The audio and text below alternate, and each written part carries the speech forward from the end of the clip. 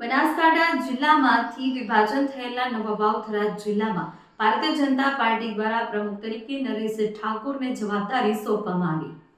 જેમાં આજે નવનિયુક્ત જિલ્લા પ્રમુખ નરેશ ઠાકોરનું દિયોદર ઠાકોર સમાજ છાત્રાલય ખાતે સન્માન સમારોહ કાર્યક્રમ યોજાયો। જેમાં દિયોદર ધારાસભ્ય કેસાજી ચૌહાણની હાજરીમાં યોજાયેલ સન્માન સમારોહમાં નવનિયુક્ત ભાજપ જિલ્લા પ્રમુખ નરેશ ઠાકોરે સૌ કોઈ કાર્યકરોનો આભાર વ્યક્ત કર્યો। સભાને સંબોધન કરતા જિલ્લા પ્રમુખ નરેશ ઠાકોરે આવનાર તાલુકા જિલ્લા પંચાયતની ચૂંટણીમાં ત્રીજું એન્જિન સરકારને સોંપવાની જાહેરાત કરી। ડબલ એન્જિનની સરકારને હવે વાવથરા જિલ્લામાંથી ત્રીજું એન્જિન આપવાનું આહવાન કરતા ડબલ એન્જિન હવે ત્રીજું એન્જિન જોડવાની વાતને લઈ વિશેષ ચર્ચાનો મુદ્દો બન્યા છે। દિયોદર ઠાકોર સમાજ છાત્રાલય ખાતે યોજાયેલી ભારતીય જનતા પાર્ટીની સન્માન સમારોહમાં ભાજપના કાર્યકરોએ નવનિયુક્ત જિલ્લા પ્રમુખનું સન્માન કરી મજબૂત સંગઠન બનાવવા આહવાન કર્યું હતું। નવા યુવાન ડોક્ટર નરેશ ઠાકોરની વરણી કરવામાં આવી છે। ખરેખર ભારતીય જનતા પાર્ટીના મોભીઓએ જે યુવાન ભાજપના પ્રમુખ તરીકે વાવથરાજના પ્રમુખ તરીકે નિયુક્તિ કરવામાં આવી છે, ખરેખર એક જનસંઘના વિચારસરણીવાળી વાત મને દેખાઈ રહી છે। હું પણ 1975થી જનસંઘનો કાર્યકર છું। 1975થી આજ દિવસ સુધી ચૂંટણી તાલુકા પંચાયત, જિલ્લા પંચાયત, ગ્રામ પંચાયત બધી ચૂંટણીઓ લડી ચૂક્યો છું। તો ખરેખર પાર્ટીએ આ કદર કરી અને ડબલ એન્જિનની સરકાર ચાલતી હતી, ત્રીજું નેત્ર પણ ખોલી રહ્યું છે એવું પણ મને દેખાઈ રહ્યું છે। તમામ પાર્ટી સાથે યુવાનો અને વૃદ્ધો પણ સંકળાયેલા રહે એ જ પાર્ટી અને પાર્ટીને ખૂબ આગળ પ્રગતિના પંથે લાવે એ જ વિનંતી સાથે સૌ મારી વાત પૂરી કરું છું। પ્રથમ વખત પ્રમુખ બન્યા બાદ નવા જિલ્લામાં એક યુવા પ્રમુખ તરીકેની જે જવાબદારી આપી છે અને ટ્રિપલ એન્જિનની વાત કરી છે, હવે શું કહેશો? જી, સૌ પ્રથમ તો નવનિયુક્ત જિલ્લા વાવથરાની અંદર નવનિયુક્ત પ્રમુખ તરીકે ભારતીય જનતા પાર્ટીએ મારા પર ભરોસો મૂક્યો છે।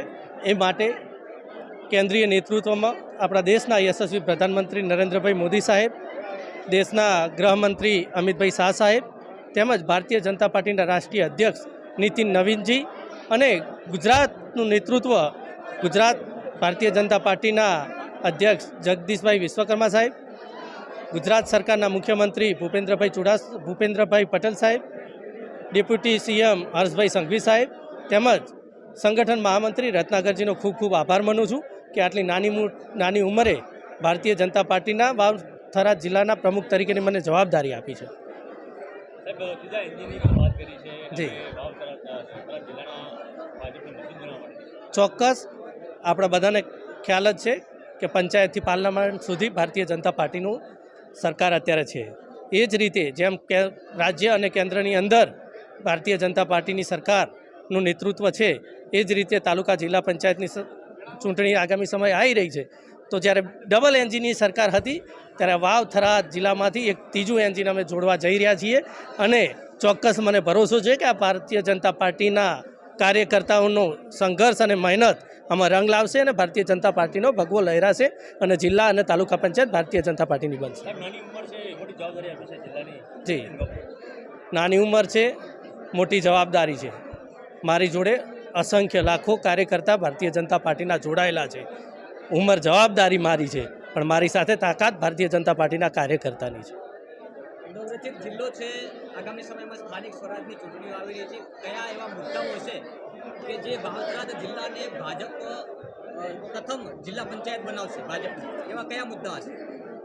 સૌ પ્રથમ તો રાજભાઈ આપને પણ ખ્યાલ છે કે કેન્દ્ર અને રાજ્ય સરકારની અંદર ભારતીય જનતા પાર્ટીની સરકાર છે અને ઘણા બધા યોજનાઓ થકી ભારતીય જનતા પાર્ટીએ છેવાડાના લોકો સુધી વિકાસોના કામ કર્યા છે અને આ વિકાસોના કામથી તમામ જનતા, છેવાડાના લોકો ભારતીય જનતા પાર્ટીના કામથી સંતુષ્ટ છે અને ભારતીય જનતા પાર્ટીની સરકાર બનાવવા માટે એ પણ તત્પર છે। 14 દિયોદર વિધાનસભા મત વિસ્તાર દ્વારા ભારતીય જનતા પાર્ટી દ્વારા દિયોદર ખાતે વાવથરા જિલ્લા ભારતીય જનતા પાર્ટીના નવા વરાયેલા જિલ્લા પ્રમુખ ડોક્ટર નરેશભાઈ ઠાકોરનો સન્માનનો કાર્યક્રમ રાખેલ।